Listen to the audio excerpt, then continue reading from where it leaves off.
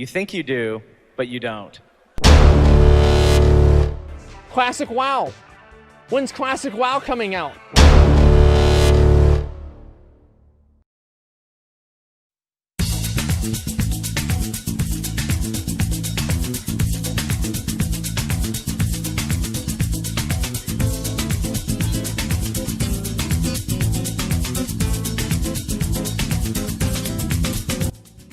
Hello everybody. For those of you who are excited about Classic WoW, we finally have the release date from Blitz, and that's the 27th of August. So with me being new here on YouTube as a content creator, I decided, hey, you know what, let's do a top 10. So here it is, my top 10 reasons why I think Classic WoW will be a success. I won't go into the specifics of the game, like, oh man, you'll be able to get the Kiraj mount or the High Warlord title, and it's going to be so fucking awesome. because let's be fucking realistic. Most of us already know we're never going to get any of those things, so I'll focus on other things I feel are also major pros for its release and beyond. And we're starting off at number 10, Nostalgia. It's no surprise that a lot of interest in vanilla comes from nostalgia, but I don't understand how that's supposed to be a bad thing. Any game needs traction to be popular, and if that comes in the form of nostalgic people having a go at it, then so be it. Of course, there will be some that won't like what they get, but there will definitely be some that do, and those are the people who matter for the initial success of the game. It's such a simple concept that I just don't get why some people still like to go on, oh man, it's just nostalgia, don't get ahead of yourself man, it's just nostalgia. But then again, I also don't get ASMR. So who knows, maybe I'm the fucking weirdo. Number 9. Accessibility. If you want to try out Vanilla WoW, all you have to pay is the sub fee, $15 a month. The game itself is free. It's still not free to play, as much as all of us wanted it, but I understand why they're doing it. They need funds for this entirely new team of people that is dealing with Vanilla and the direction it's going in, and they might also be hoping that people get interested in trying out the current version of the game. In fact, one could argue that they only care about the current version of the game, and that they've been strong-armed into starting this whole classic project to begin with after the whole Nostalrius incident, but we can only speculate on this topic, so I won't talk about it now. Number 8. Great performance.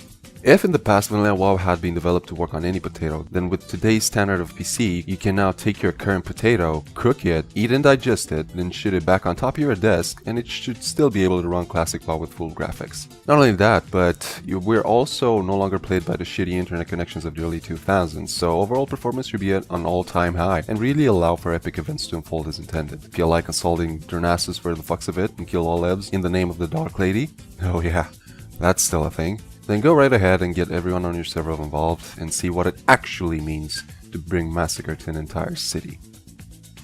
Number 7. No changes, mostly.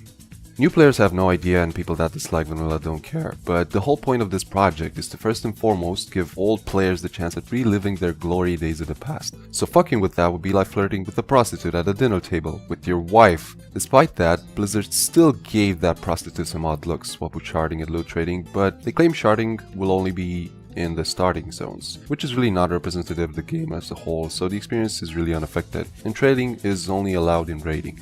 Now, people are particularly concerned about this because, like it's been pointed out, you can go into a raid with a group of friends, roll it for the same item 1v1s, increasing the odds of getting that item. But people are also forgetting one vital thing that, ironically, they've been boasting about as this incredible positive of the game. If server reputation is as relevant as everyone claims it is, then it should come as no surprise that this issue will sort itself out. There's only so far you can get with this kind of shit until you get blacklisted anyways. And yes, you will get to eat dog shit every now and again, but that was always going to be the case regardless of this change, so stop acting like this is some sort of tragedy. Number 6. A breath of fresh air. This might be less of a reason than all the other ones, but I still think it's one to consider. The game is 15 fucking years old. It's old enough to feel new for everybody that did play it, and everybody who didn't will also get a new experience. Unlike most recent games that are incredibly spurgy and very fast paced, Vanilla has a more laid back approach and focuses more on walking around and discovering things, and to some extent, even sightseeing. I mean, if you like watching polygons. But some of them are pretty nice polygons. Alright, so now we're getting into the top 5, the important shit. Number 5, the adventure.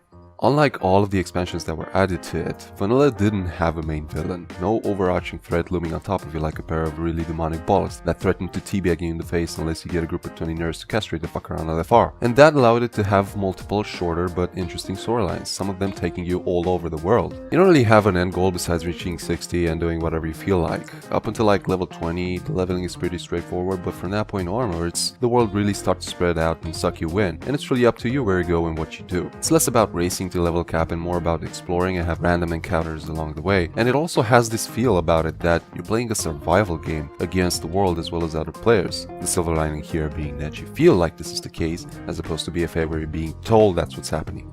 No, really, adventurer, that monster you completely buttfucked in all of about 10 seconds was a real threat to our community. The villagers are already building a statue from the scrotums, all in your name. Fuck off, game, it's bad enough you're pretty boring. I don't need you to also patronizingly pat me on the head. I pay good money for that to happen in the privacy of my own basement.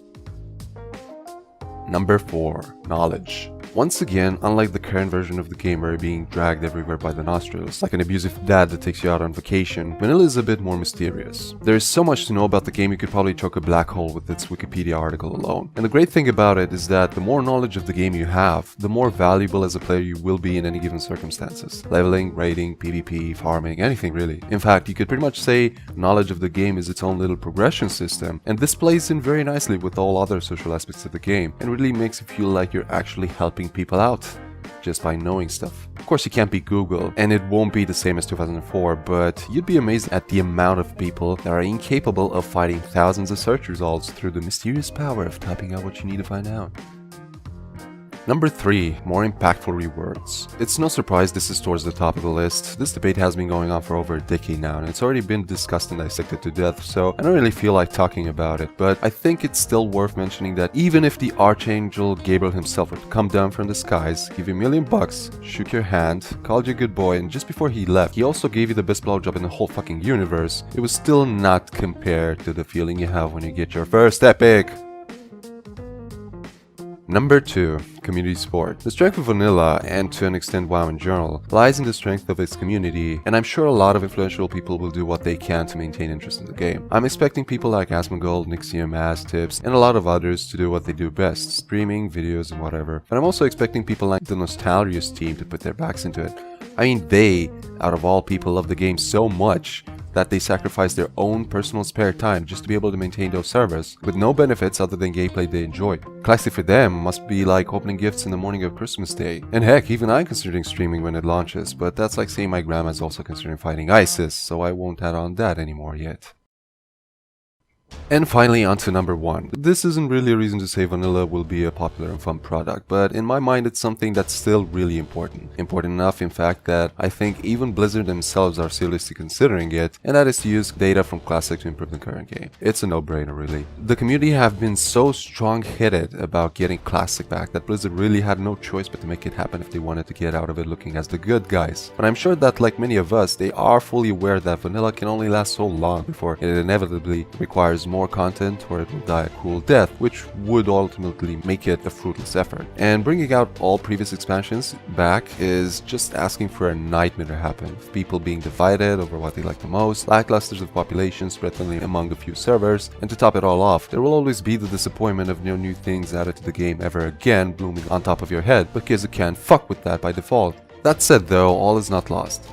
If you're one of the people that thinks Classic is a waste of time and it will only hurt the current version of the game, you're absolutely not seeing the bigger picture here. You see, World of Warcraft has been in this absolutely unique position of having so much momentum from its launch that it didn't really matter what they did to it the first few expansions. The lore alone would have been enough to carry it thanks to iconic characters like Kel'Thuzad, Illidan, and Arthas, not to mention all the rest of the roster of Warcraft 3 that I was always extremely hyped about meeting in-game during my Spurglore days. The game was doing so crushingly well at its time compared to the rest of everybody else that I'm sure Blizzard were convinced they had it in bag. They had the formula to making an MMO that could last forever. And my evidence for that is the fact that they already wanted to make another MMO in 2008, Project Titan, one that was completely new and unrelated to their previous franchises. And as fate would have it, before they could release this new MMO, WoW finally blew its fan favorite low with the Lich King in 2010. And with that gone, as well as the interesting gameplay, meaningful progression, and everything else us vanilla elitist assholes care for, the game inevitably started going down. And funny how Titan never got the see the light of day after that and got cancelled in 2013, while Myst was underperforming as fuck compared to the game's initial 6 years of run. There were, of course, other factors at play here as well, like the whole fiasco that was caused by someone's desire to make expansions release yearly, and the fact that Blizzard themselves are just story writing what Donald Trump is to running a country, which is to say not that good. But overall, my point here is that finally, after years of trying all sorts of stale and uninteresting things to change the game, Blizzard have finally reached a breaking point, one where they don't really know what to do. I mean, they do have ideas, clearly, but it's obvious it's not giving the same results as previous years, and they need completely different viewpoints on the matter. It's the reason why Ian Hazzikostas, Christ bless his soul for the apocalyptic levels of work that he must be pulling, is so actively going through everything social media regarding WoW. Classic is a do or die moment for everybody right now. It's the final solution Blizzard can attempt right now before completely giving up on the franchise, as they've done with Heroes of the Storm. It's in everyone's best interest that the game does well and leads to a healthy future for both WoW and MMORPGs in general, and fuck it, for all of humanity too, okay? Now, have I sensationalized things a little bit? Fuck yeah, I have. I'm not even remotely associated with Blizzard, so I have no idea what's going on in the back end, but Classic is an investment in the WoW franchise. If it fails, it will be seen as a failed investment on top of an already shaking income that has been getting pummeled into the ground by a lot of the fanbase. And my concern is that that can easily snowball things into killing the game off before it has a chance to recover from its dark ages. Not only that, but if it turns out I'm wrong, then I'll have to eat my own words out, and you know how people are. They'd rather willingly eat their own fresh shit out of a septic tank than admitting that they're wrong. No? Just me. I'm not taking that back.